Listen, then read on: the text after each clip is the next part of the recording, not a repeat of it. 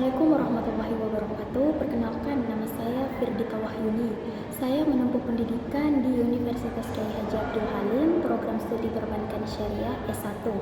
Nah, di dalam video kali ini saya akan menjelaskan sedikit mengenai etika bisnis Islam yang di dalamnya itu mengandung definisi etika bisnis Islam, prinsip-prinsip etika bisnis Islam, dan masih banyak lagi lainnya. Nah, yang dimana definisi dari etika bisnis Islam itu tersendiri adalah akhlak dalam menjalankan bisnis yang dimana sesuai dengan prinsip-prinsip syariah yang berlandaskan Al-Quran dan hadis. Nah, di dalam menjalankan bisnis tersendiri, kita juga tidak perlu khawatir karena jika kita sudah menerapkan etika bisnis Islam, berarti kita sudah mengikuti syariat-syariat Islam yang dimana bisnisnya itu sudah benar, baik, dan sesuai dengan prinsip-prinsip syariat Islam itu. Pembahasan kedua ini saya akan menjelaskan prinsip etika bisnis dalam Islam, yang dimana prinsip etika bisnis dalam Islam itu ada 4 poin. Yang pertama itu ada prinsip keadilan, yang kedua itu ada prinsip kejujuran, yang ketiga itu ada prinsip tanggung jawab sosial, dan yang terakhir itu ada prinsip larangan gharar.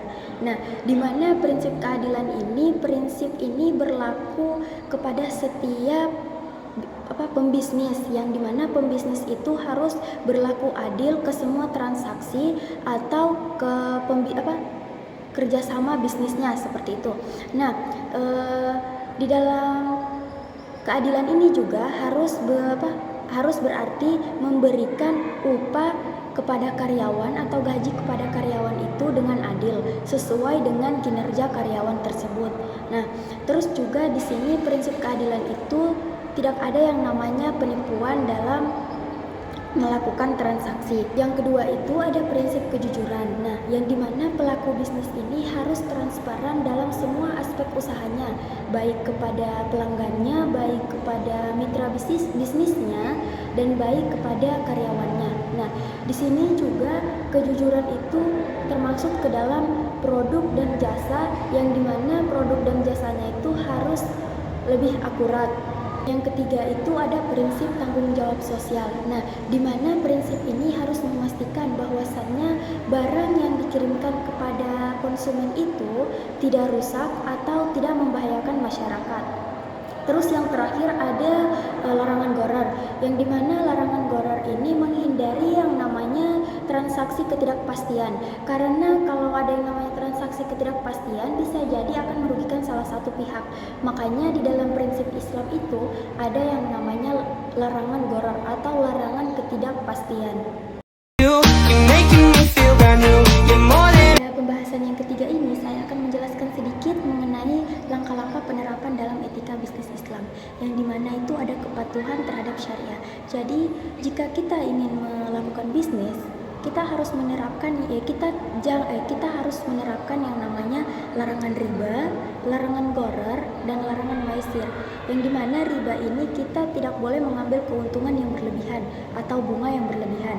Terus yang gharar ini kita tidak boleh dalam berbisnis itu kita harus melakukan kepastian dalam produknya. Jangan kita tidak adanya kepastian atau masih samar-samar tentang produk tersebut. Terus yang ketiga itu ada yang maisir. Nah, di dalam bisnis kita tidak boleh ada yang namanya perjudian. Terus ada juga kita harus menerapkan transparansi. Jadi di dalam bisnis itu jika kita ingin menghitung laporan keuangan kita harus menerapkan transparansi itu. Jadi data-data yang kita buat itu tidak boleh ada yang namanya manipulasi. Terus kita juga harus mensejahterakan karyawan, yang dimana mensejahterakan karyawan ini kita harus memberi upah atau gaji kepada karyawan itu sesuai dengan kebutuhan karyawan dan kinerja karyawan. Nah, terus juga ada yang namanya kualitas produk. Jadi kita itu harus menerapkan kualitas produk. Kenapa kita harus menerapkan kualitas? Karena di dalam berbisnis yang dilihat itu adalah produknya. Jadi jika produk kita berkualitas bagus, otomatis bisnis kita juga akan berjalan dengan baik. Penjelasan yang keempat itu mengenai studi kasus, yang dimana studi kasus yang pertama itu saya akan menjelaskan studi kasus etika bisnis yang salah. Semisal seorang pedagang melakukan perdagangan, tetapi dia yang salah. Contohnya, dia menjual buah, tetapi buah yang di atas itu buah bagus semua, sedangkan buah yang di bawah itu buah busuk. Terus seorang pedagang juga yang mengurangi timbangan saat menimbang barang. Ada juga seorang pedagang yang seorang pedagang yang mencampur beras asli dengan beras plastik. Nah, seperti itu. Nah, di studi kasus ini jelas-jelas dia sudah menerapkan prinsip ketidakjujuran. Dia sudah menerapkan prinsip yang salah, yang dimana dia itu tidak jujur dan dimana dia itu tidak bertanggung jawab sosial tentang keselamatan dan kesejahteraan masyarakat. Nah, yang kedua, saya akan menjelaskan mengenai studi kasus etika bisnis Islam yang benar. Nah, ya kebalikannya yang saya jelaskan tadi, bahwasannya etika bisnis Islam yang benar itu jika seorang pedagang menjual beras, berarti dia menjual beras yang betul-betul beras asli, tidak ada campur dengan beras plastik. Nah, begitu juga sebaliknya, jika seorang pedagang yang melakukan perdagangan menjual buah atau berdagang buah yang dimana buahnya itu dia jual bagus semua, tidak ada yang di bawah tidak bagus, di bawah semua buah busuk, dan di atas itu semuanya buah yang segar-segar. Nah, dimana juga seorang yang menjual yang menggunakan timbangan untuk menjual barangnya. Nah, di situ dia juga tidak ada yang namanya pengurangan timbangan. Nah, jadi gimana prinsip yang saya jelaskan tadi, studi kasus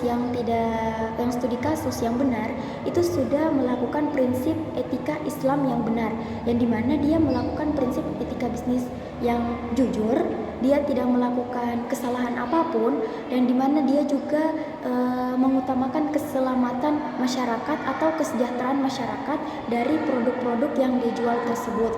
Mungkin itu saja yang dapat saya jelaskan, tetapi sebelum saya tutup, saya mempunyai kata-kata terakhir untuk video kali ini, yang dimana bisnis yang baik adalah bisnis yang tidak hanya mendapatkan keuntungan, tetapi bisnis yang baik adalah bisnis yang mengutamakan keselamatan atau kesejahteraan orang lain dan bermanfaat bagi orang lain.